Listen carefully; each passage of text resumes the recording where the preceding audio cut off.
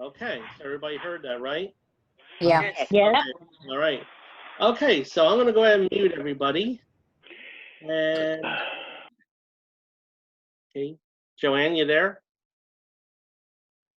See if you can unmute yourself. Great. How do I share the document that I have? Okay. You should have screen share. I should, And I'm going to mute myself as well, so I don't interrupt you. but I don't see it. Okay. Hang on for 1 second.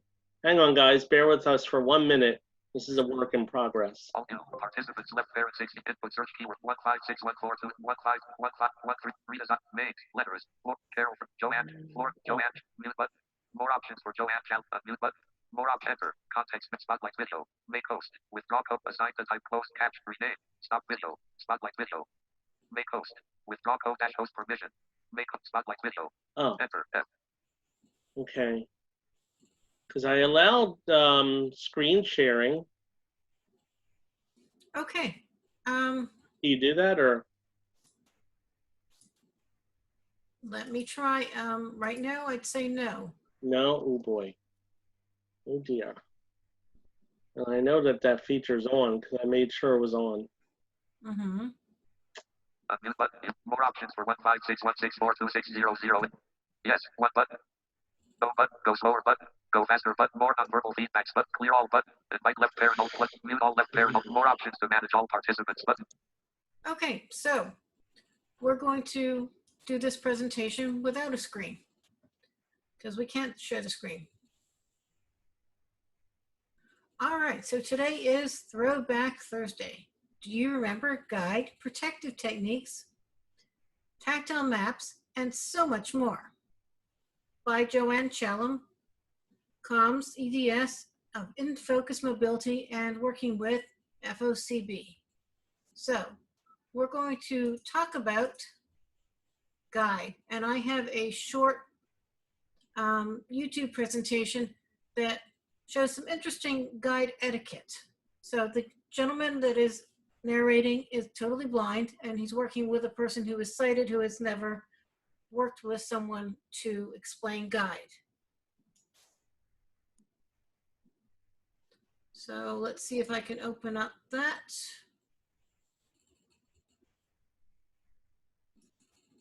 And here we go. And it's at a castle, so it's very interesting. So how do you guide a blind person? It's a question that I get asked all the time. My name's Amr Latif, and I'm the founder of Travelize. And we take thousands of blind and fully sighted people on adventures all over the world. So here are my top tips on how to become a fabulous sighted guide. The best place to start is by introducing yourself. Hi Liz, how are you doing? I'm fine, how are you? I'm good. Good to see you. Likewise. When you can't see, it's hard to recognize unfamiliar voices, so remember to say your name. So how does this whole guiding thing work?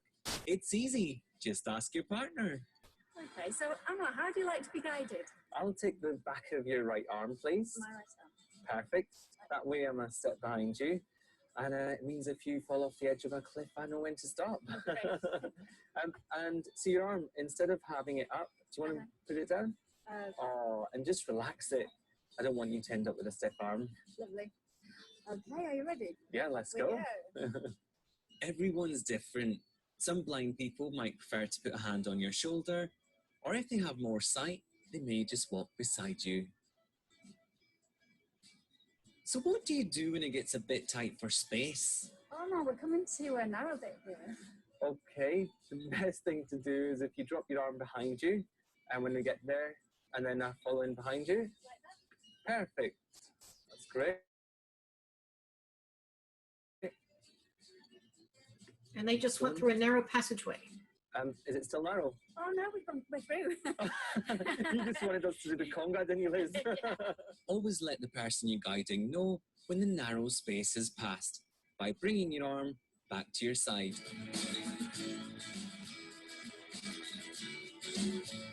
So how do you tackle those pesky stairs? Remember to say if they're going up or going down. Okay, we've got some steps going down. Oh, thanks for letting me know. Okay, let's go down them. You know, sometimes people think that they should count the number of steps, but I've just had so many situations where they always get it wrong. So we don't want any disasters, do we? So the best thing to do is just let me know when we get to the last step. He's talking about the landing. Perfect. Thank you. And always offer a handrail if there is one. You can take your partner's hand and place it on the rail. And don't forget to tell your partner to duck. There's some low-hanging branches coming up. Just let me know when to duck. Okay, go. Oh, excellent. I'm okay. Sometimes people are too busy looking at the ground and they forget to check for low-hanging obstacles. When you're out and about, it's great to know what's around you. Some simple descriptions can help bring everything to life. This is nice, isn't it? Oh, Anna, there's a beautiful ruined abbey in front of us. What's it like? It's faded stone, it's got tumble-down walls, and lots of arches. Wow, and how big is it? Wow, I'd say the where the roof is, it goes up to probably about 5 stories. Right. But the tower is about 7 stories high. Oh, there's a tower. There's a tower. Yeah. Actually, do you mind taking my hand and drawing the outline? Oh, great idea. It kind of just gives me a little idea, Liz. Yeah, That'd be so great. here's the tumble-down wall Okay. with the arches. Yeah. And here's the tower. Ah, goes like that. Yeah, there's the rooftop. And then that's back down to the ground. Ah, and is there any windows? No, they're long gone. All right, I'm going to pause them. Ah, And they talked about a few things. They talked about guide techniques, narrow passageway, how to guide someone if they've never done it before, etiquette, and also familiarization to a building. This one happens to be a castle, but it's a building. So let's take a quick review of guide. So let's think about it. Guide has to do with reversing directions, changing sides, narrow passageways, and stairs. And they did most of it. They did change sides, but we cut the YouTube video just a bit short. So what is the name of the technique when you are being guided by someone? You can grasp their arm above their elbow. Is it A, you go, B, guide, or C, pull away? So if you'd like to respond, I think Jason's going to unmute and you can guess your answer. So the technique used when you are guided by someone and they grasp you above the arm. You go, pull away, or guide.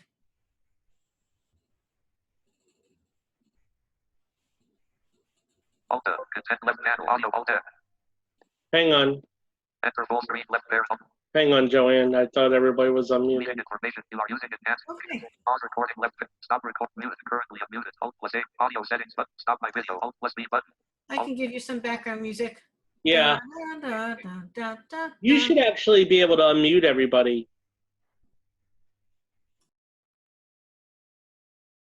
Do you see that? I do. Yeah. Go ahead and try that. Because I did it and it won't work for me. I don't know why. I love technology when it It's doesn't great work. when it works. Hello, Yes, can you hear me? I can. Okay, that means we are unmuted. There it goes. All right. So what do you think? Is it you go, guide, or pull away?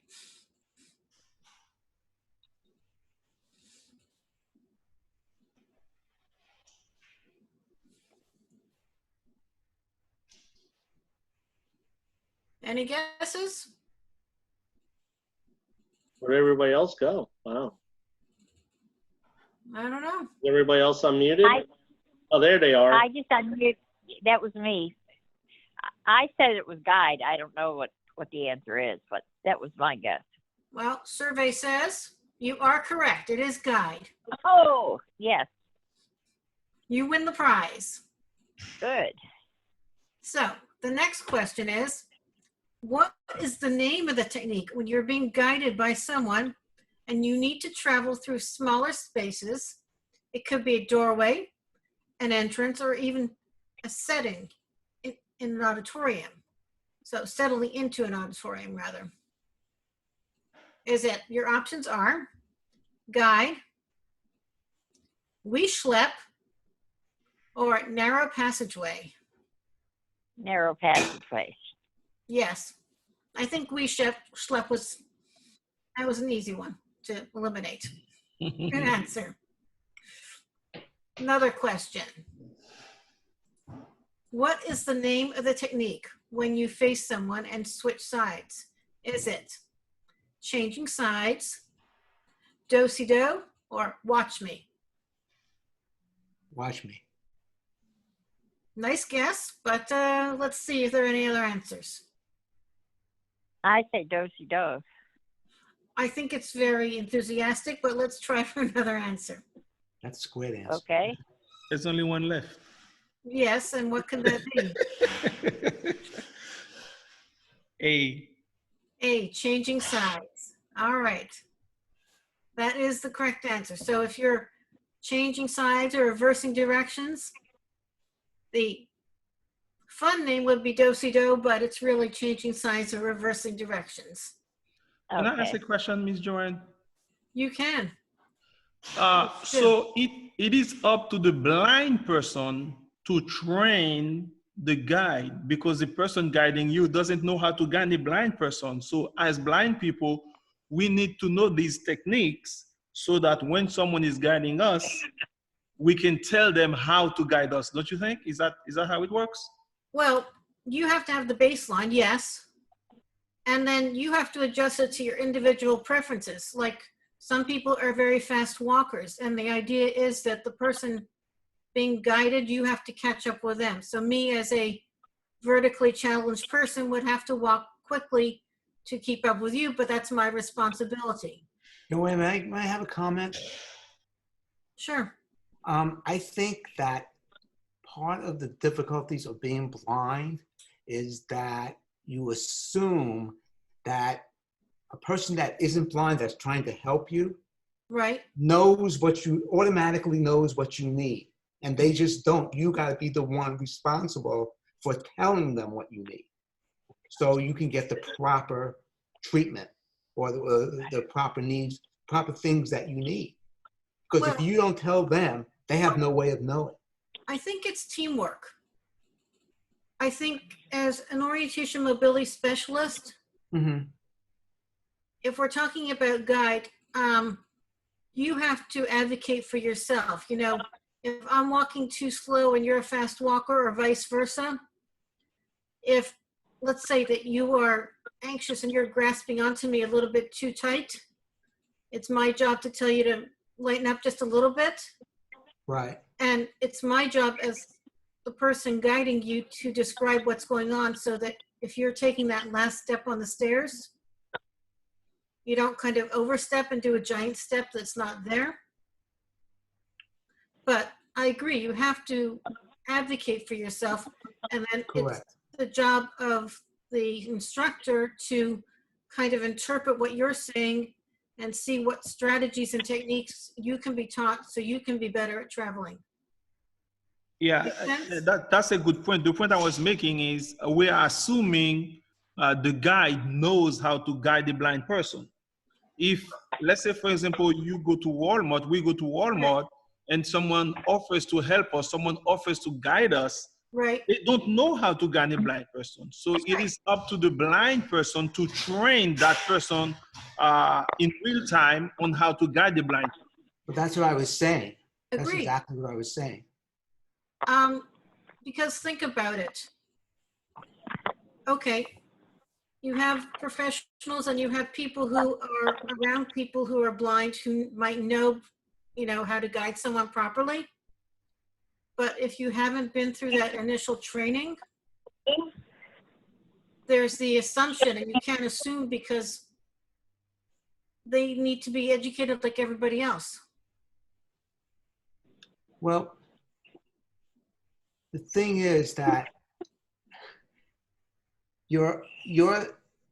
there's every blind person, just like every person, Right. it has different needs. And like you said, you know, someone may want to walk fast, someone may want to walk slow. And that's what they got to find out. They got to be aware. Sure. Mhm. And I think if you do it in a courteous way, Right. Right there. explaining your needs, people will be amenable to it. So basically, it's communication. Yeah, but it has to be effective communication. Yeah, exactly. You have to make sure that they understand what you want and vice versa. You know, Well, if you find that that person isn't helpful, then you find somebody else to help you. but when we get Right. into trouble is when we have lack of communication, you know? Sure. Mhm. But I think that goes to anything. If you're not effective in what you're saying, or if that person is not truly listening to your needs or what you're saying, Right. then that's when we all kind of get in a little bit of trouble. And I think it also takes a little bit of patience, because sometimes people have these assumptions and the assumptions are not true. So we have to educate people. Mhm. Does that make sense? Yes. Yes. All right, so I have another question for you, and I had a little fun with the answers, as you've noticed. You ready? Yes. Okay. What is the name of the technique when you turn around so you are walking in the opposite direction? Is it called switcheroo, reversing directions, or the turnaround?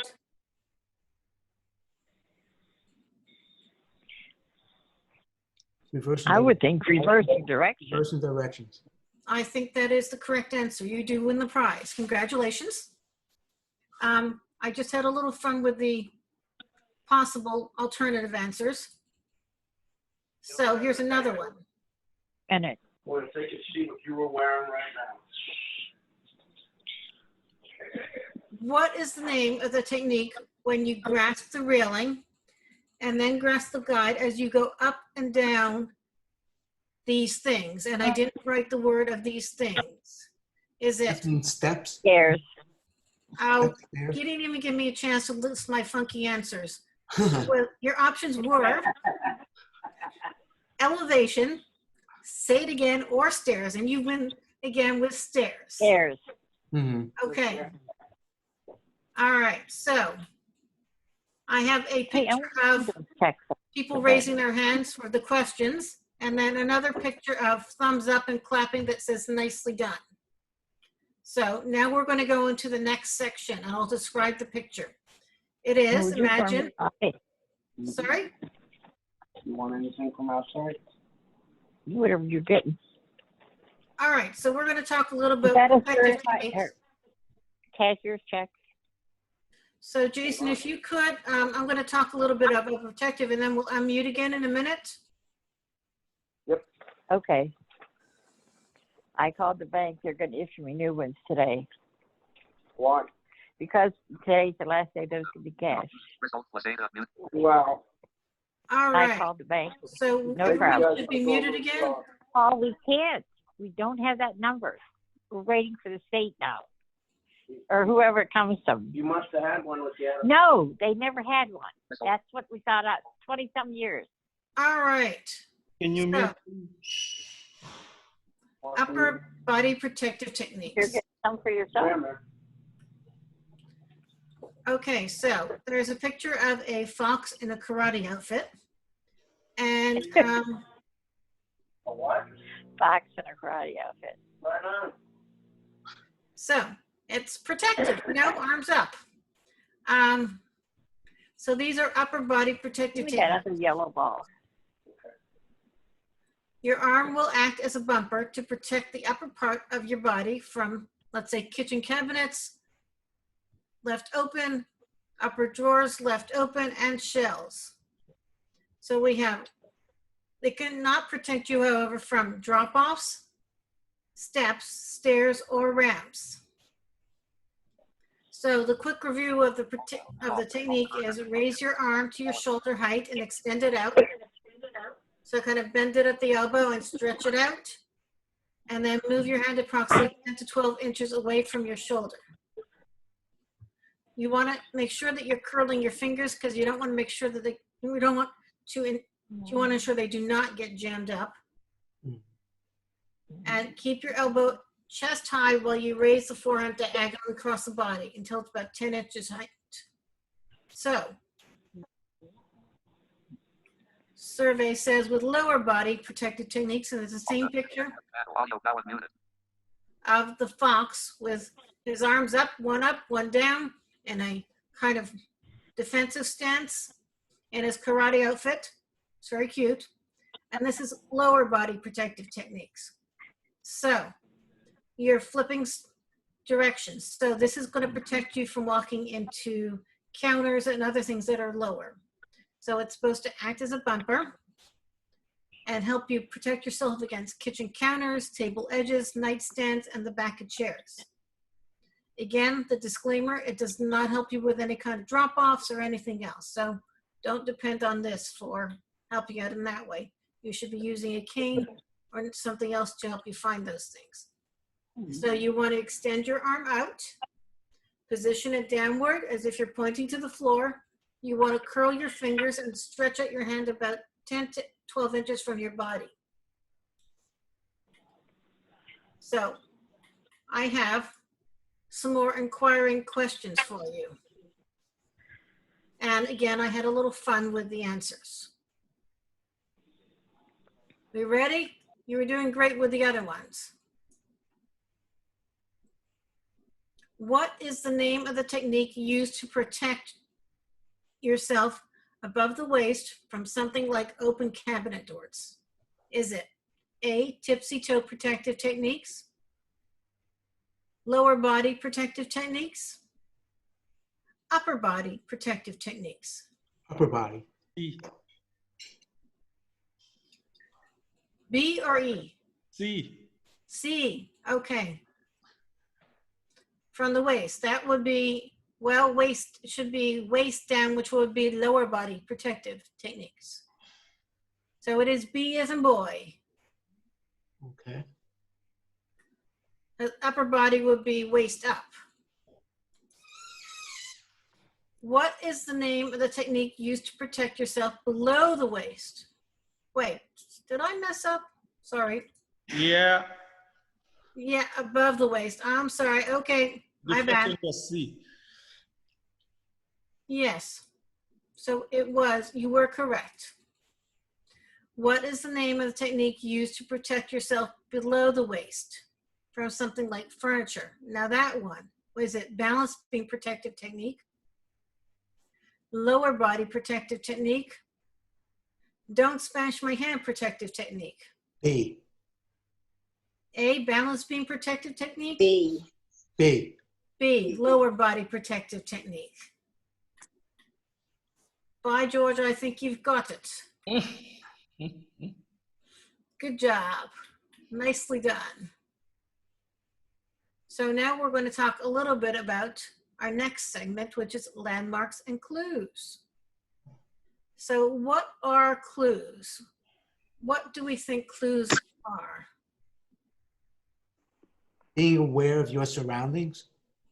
Maybe, but what specifically in your surroundings would be a clue?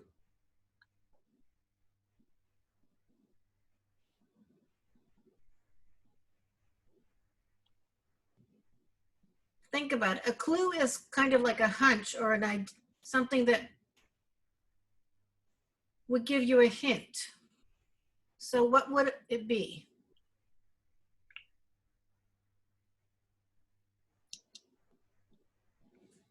If you pass a water fountain and it's running at that point with water, is the water a clue or a landmark? It's a clue. That would be the sound. Right. So a clue is, it helps you with orientation, but it's not something that's permanent. So a clue might be the sound. It could be, let's say, the smell of donuts or coffee or some other scent. It's not always going to be there. Mm-hmm. So let's talk a little bit about the components of a clue. It can help us with location, objects, people, places in the environment. Like if you pass a Dunkin' Donuts in the morning, chances are you're going to smell the hot coffee or the donuts cooking. But if you pass it when it's closed and no one's making anything, it's not going to provide the same information. So landmarks are a little bit different. Let's think of some words that are landmarks. And a landmark, you know, we have our national landmarks, and they have components that make them something that are what?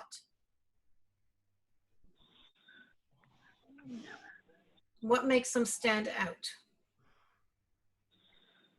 They're known. They're known. Good.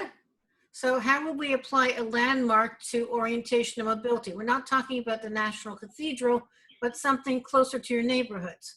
What would be a landmark in your neighborhood?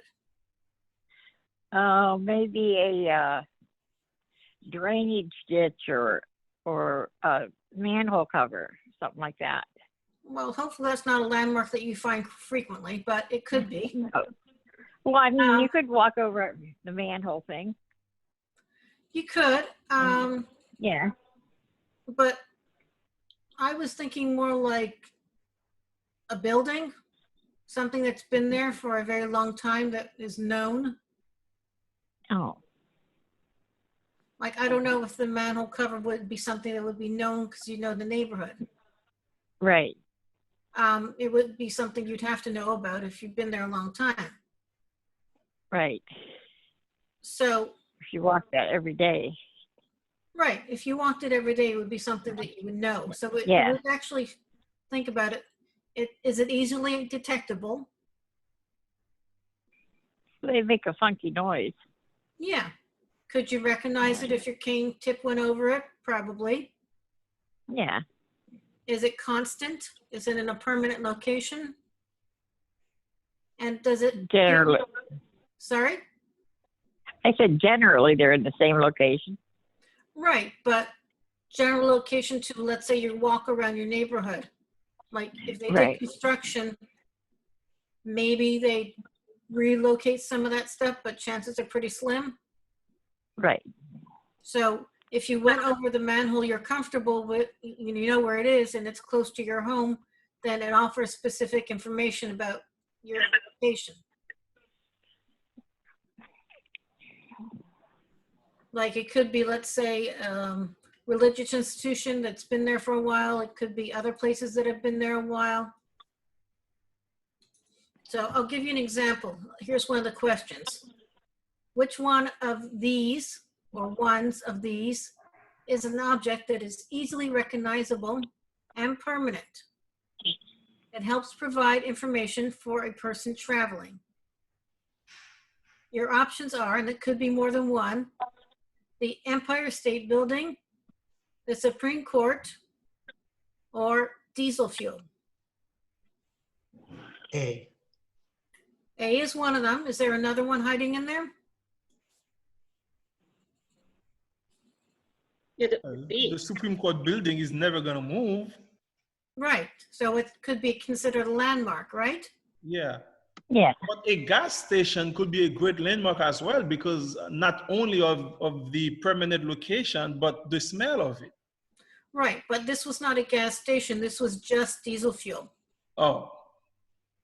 So, like, let's say you're standing on a street corner waiting to cross the street and someone drives by and you smell that diesel fuel. Oh, well, that's okay. I gotcha. But the gas station, definitely.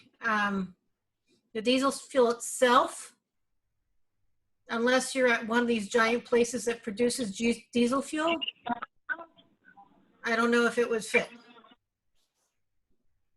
More like a clue. Excuse me? Isn't it more like a clue, diesel fuel? Well, it's a temporary clue, so you cannot rely on it, because a truck that passes by is not reliable. Right, exactly. It's not going to be there all the time. Mm-hmm. It's just a passing whiff of, okay, that tells you it's probably a truck or some other vehicle that uses diesel fuel, but it's not going to give you information consistently.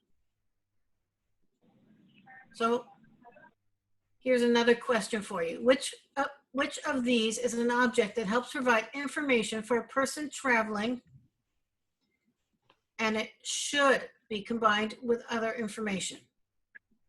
A, the smell of baked goods. B, fresh brewed coffee. Or C, Jupiter Inlet. It should provide information combined with other information. What do you think? A and B. Yes. Baked goods and fresh brewed coffee. Jupiter Inlet would probably be considered a landmark, a local landmark. It's not moving, it's permanent. All right. So our next section gets a little bit interesting. It's called location literacy, which is a fancy way of saying tactile maps. Does anyone know what a tactile map is?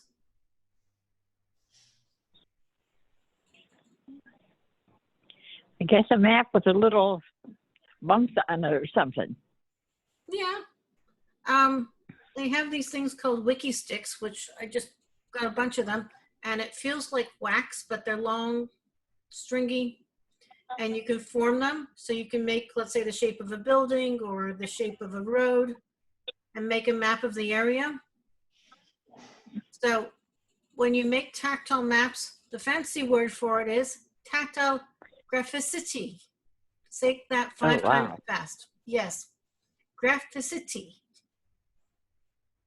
So like anything else, you want to create tactile maps that are carefully sequenced, thoughtfully designed, and well made. So you don't want to put too much information on a map so that it's overwhelming. You want to keep it so the person that it's been created for, or that you're creating it for yourself, it has just enough information that you understand. So this is a map that you can read with your hands, basically, right? Yeah, that's why it's a tactile map. Mm-hmm. So there's the fancy kind that you can get made places, and then there's the kind that you can make at home. So if you had to make a map at home, you can make it out of stuff that you have in your house. Like I have these little felt circles that you can use to indicate a building. You can use wiki sticks. You can use straws or stirs that you have at home. Spaghetti. Spaghetti. It has to be spaghetti, maybe with a little bit of something sprayed on it, because after a while the spaghetti goes bye-bye. But, you know, it depends how long you're going to use the map. If it's going to be something that you use, let's say, for a month, spaghetti is a wonderful thing. If it's something that you want it to last longer, then you might want to invest in something more commercial. Like a toothpicks? Toothpicks, yeah. Stirs. You know, if you have arts and crafts stuff around the house, that works too. You just want to make sure that when you're using a bunch of different items, you know what each item means. So if you're using a button, what does that symbolize? If you're using a circle, what does that symbolize? You know, if you look at it later, you're not exactly sure, that might be confusing. So some people make what's called a legend. So they'll take one example of all the items on there. So they say, okay, the spaghetti means the street, and the button means the building across the street. So then when you're looking at it again, say, oh, that's what this means. Make sense? Yes. Okay, good. So here's some fancy words to throw at you. Now that you're making tactile graphs with graphology, this is a cartoon graphic communication process. Say that 5 times fast. So, like I was saying, how will the information be selected, generalized, and simplified? So you don't need to put down, you know, every water fountain in a building if you're making a tactile graph. You know, is that important enough information that it needs to be included in the map? If you're going into a building, knowing where the rooms are and what they're used for would be more important than, you know, every piece of furniture that's in there. How will figure ground relations be developed? You know, if you have some vision, you don't want it to be, the contrast to be poor. And you don't want it to be too much visual clutter, that would be confusing. And we talked about this already, you know, you make the legend. Some people put an N for north to indicate the direction it's going in. Some people create a title. It really depends how complicated you want to make it. So we talked about some of the things that you can use at your home. So what other items could you use in your home if you had to make a map and you had to use just what was in your home? Besides spaghetti.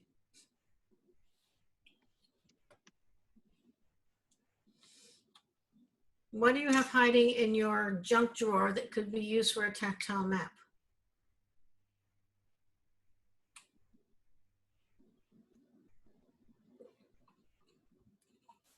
Anyone want to give it a guess?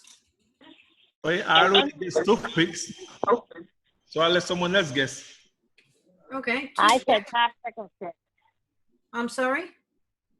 Popsicle sticks. Popsicle sticks, excellent. Any other? Thumbtacks. What about thumbtacks? You could, you just want to be careful with those. Yeah. Paper clips. Paper clips. Some Yeah. people suggest staples for stairs. I guess you could. Yeah. Rubber bands. Rubber bands. What about leftover different texture cloths? Because some, like I have some cloth that's vinyl here and it feels very different than, let's say, cotton cloth. Right. And some people What use about cotton balls? I'm sorry? What about cotton balls? Yeah. Or Q-tips. Q-tips, yeah. Sandpaper. Sandpaper. How would you use thin paper? Like a road or the beach. Yeah, that'd be, I don't know if I'd want to go on that beach if it had sandpaper on it. You could probably use yarn or, yeah, or ribbon. yarn, ribbon. Basically, almost anything that you have in your house that would be functional, you know, you don't want it to be too cumbersome because it's going to make the map difficult to use later. But, you know, small stuff that you have in your home. Yeah. Honey, would you give me coffee? I'm sorry? All right, so my thought behind making tactile maps or for location literacy is use the KISS philosophy. Keep it simple, sweetie. That's not what I heard. Sweetie? Simple, stupid. I was trying to be politically correct. Trying to be nice. Yeah. Sounds nice.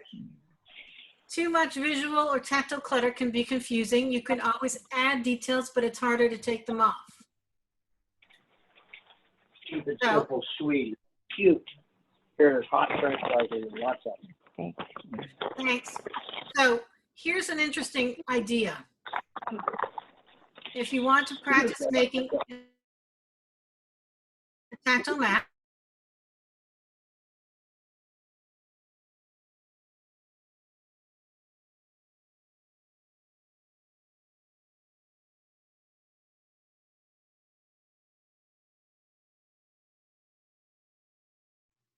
We lost you.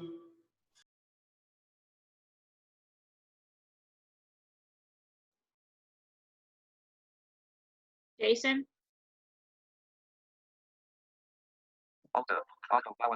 Yeah, I'm here. We lost Joanne. It got muted. She got muted. Everybody got muted. I'm back. Oh, okay, I'm sorry about that. Go ahead. No worries, I'll just rewind. Yeah, go ahead. Okay, I think I was talking about location literacy and making a magnet map at home. We were talking about it was too confusing if you used too much. Okay, then that was the last part of that section. And then we were talking about, I started talking about a magnet map. A magnet? Map. But magnet like in a magnet. Yeah, I'll explain. Okay. So all you need is a cookie sheet, some foil to put over it, and some magnets. And what you can do is, let's say if you went to the dollar store and they used to have these alphabet magnets, so you can use some of them, or you can use different magnets around the house as symbols for making your magnet map. And that could be an easy to do magnet map. Make sense? Yes.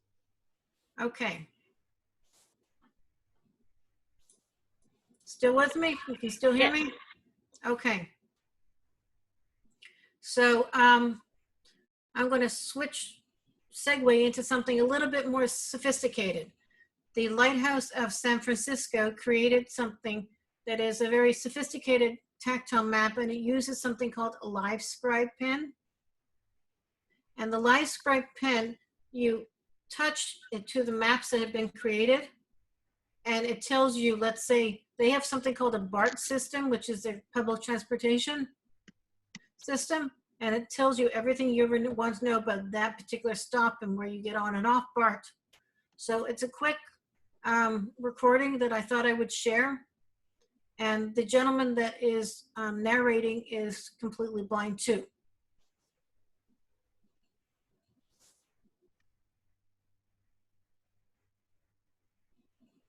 It's just starting up, so give me a minute.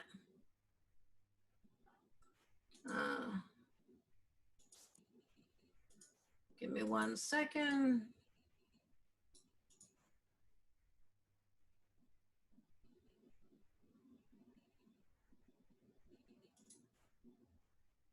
Here we go. The Bay Area's blind or visually impaired riders now have access to groundbreaking audio-tactile maps for Muni Metro's underground stations and all 44 BART stations. Blind since the first grade, Jerry Coons believes this is a remarkable evolution of what he calls the language of lines. Train door, one forward from center. If I am one train door toward the front of the train from the center of the platform, and I also look right here, I can walk out of that or find that indicator along the track, and I can walk right over to the staircase and up the staircase. The benefit of having some tool like this in learning one's way around the BART has helped me tremendously. There are 44 stations in the map book, what we affectionately call the OED, or the Oxford English Dictionary, because of its size. It's 144 pages long. So this is just a regular Echo Live Scribe pen. The pen has a camera inside the tip of it. On the maps themselves, it looks like the background is sort of a grayish color. If you were to get really, really close, you would see hundreds of thousands of dots. And the pen is going to use the camera to see that like a barcode. Bus stop on the side of Mission Street. So if it's a bus stop, it's going to read out an audio file that says where that bus stop is and what buses stop there. Inventor Josh Mealy, blind since he was 4 years old, believes this Bay Area prototype could revolutionize transit maps for 285 million visually impaired people all over the world. I thought of it decades ago, and it wasn't until I finished graduate school working on it and collaborating on it with the Lighthouse, and we got funding through the New Freedom Program, through the Federal Transportation Administration. We began to develop these maps that were completely unique. Nobody else, anywhere else, had ever developed floor plans and streetscapes of transit stations for accessibility. I love maps. They make so much difference. Okay, so that's what they did, and I'll describe it for you in 1 second.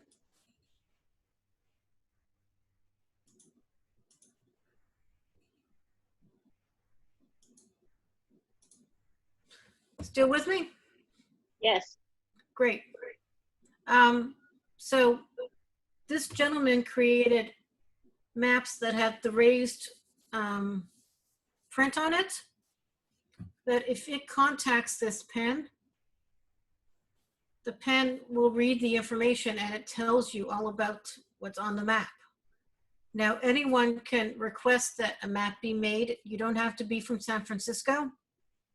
So if you wanted, let's say, a map of Palm Springs or certain areas of Palm Springs, they'll make it for you, and it's not that expensive. I just thought it was a very cool invention.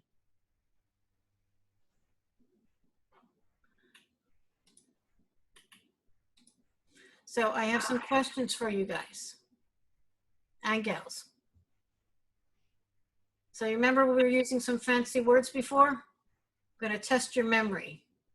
What is the name of the map making when it's a fancy word for tactile maps? Is it 2-point touch, graphicity, or smash up? Graphicity. Graphicity. You got it right. All right.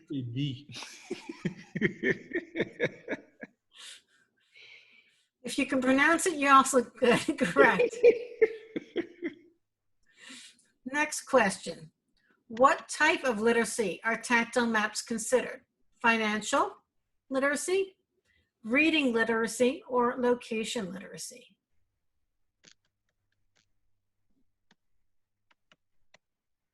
B. B, reading literacy? Close. I said C. C, sorry, I have heard B. My mistake. You are correct. Location literacy. Okay, here's a fun one. If you can pronounce the answer, you automatically win.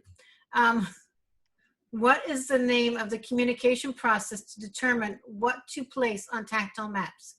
It is cartoon communication process, cartographic communication process, or zoom graphic communication process. So again, A is cartoon communication process, B is cartographic communication process, or C is zoom graphic communication process. Cartographic. Cartographic. For 200, yes, and I believe this is our last question. What is the name of the pen used to access tactile maps? Are they T-Maps, Scribble, or Live Scribe?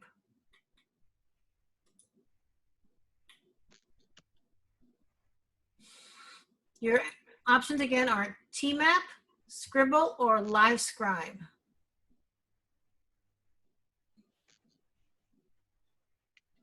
Anyone want to give it a guess? Live Scribe. Live Scribe. Nicely done. All right. Are there any questions for me? That concludes the presentation. So I was wondering if you guys had any questions for me. Florida Outreach Center for the Blind. Left parent post. The right parent. Now, here's something on the practical level. I remember when we first moved to the center in 2010, I'm sure Carolyn remembers that we had a tactile map of the layout of the center. Wow. Is it possible that we can recreate that? Since we talk about it, I mean, we know what it looks like in our head. Is it possible to create one, like a layout of the center, so that the next time we talk about it, but people can feel it so that they know what it looks like or feels like? Are you talking about spaghetti or something a little bit more firm than that? Anything, something that would be more durable than spaghetti. In all honesty, I would think that one of the maps that they make at the Lighthouse of San Francisco, they're pretty firm. So they're made of hard plastic. Florida Outreach Center for the Blind. Left parent post. The right parent. Computer audio and mute. Okay. It's made of hard plastic, and it's the raised print that you sometimes feel when you go you know, to stores and you feel restroom or some other things, so it's easy to feel. I would see if they could make a map for you.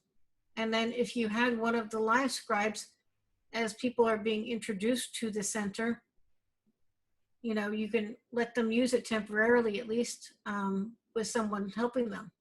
I think that would be really helpful. Do you know who you call? Who you contact? No, but I'm sure it's easy enough to find out. You could probably just reach out to the Lighthouse of San Francisco and tell them what you're interested in, and they can tell you who to talk to.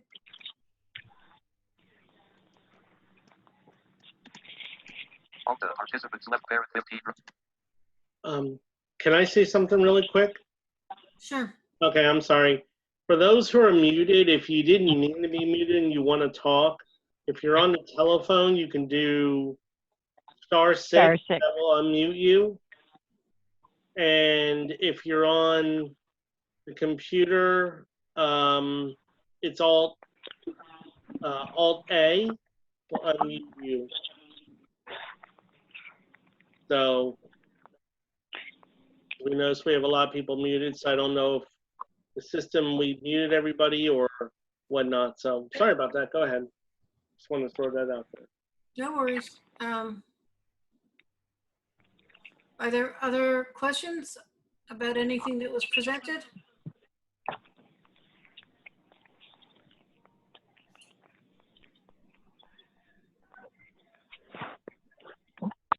Joanne, do you have a copy of this?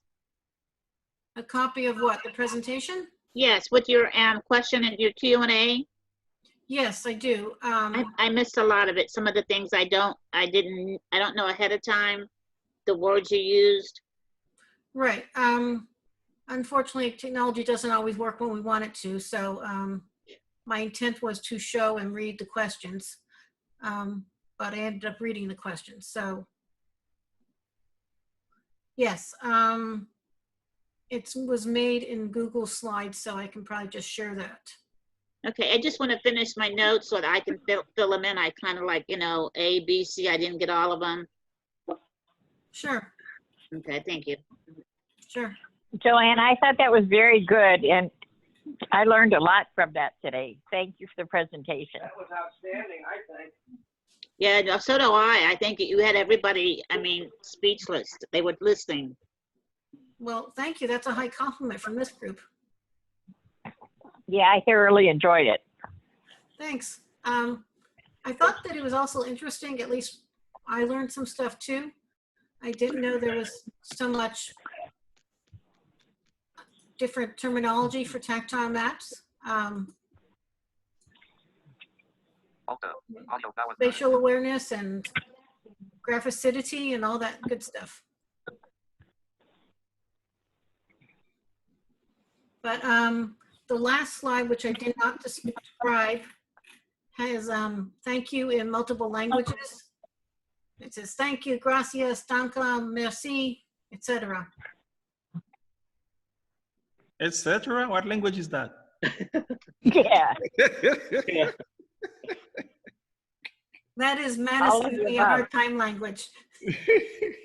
Well, I wanted to personally thank Joanne for coming out today and taking time out of her busy schedule and sharing this very valuable information with all of us. Thank you so much, Joanne. Thank you, Joanne. Yes. My pleasure. Thank you.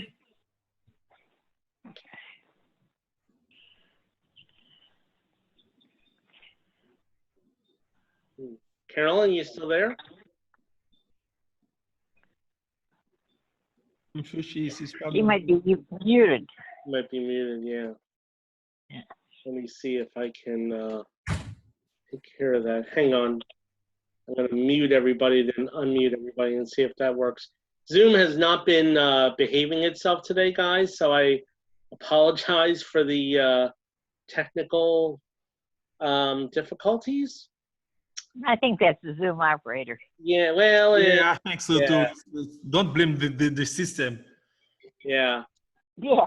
No, it's I don't know. But listen, we get through it. So hang on, guys. Alt F. Alt F.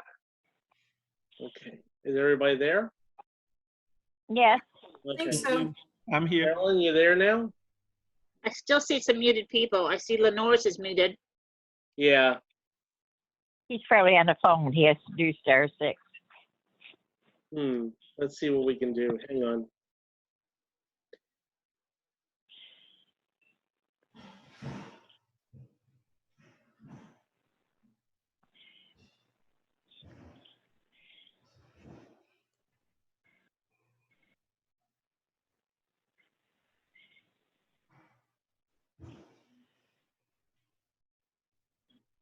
Jason, you stopped recording, right? Alt F. Leaving menu. What's that? You have stopped recording? No, it's still recording. Hang on. I'm going to stop the recording. Then hang on.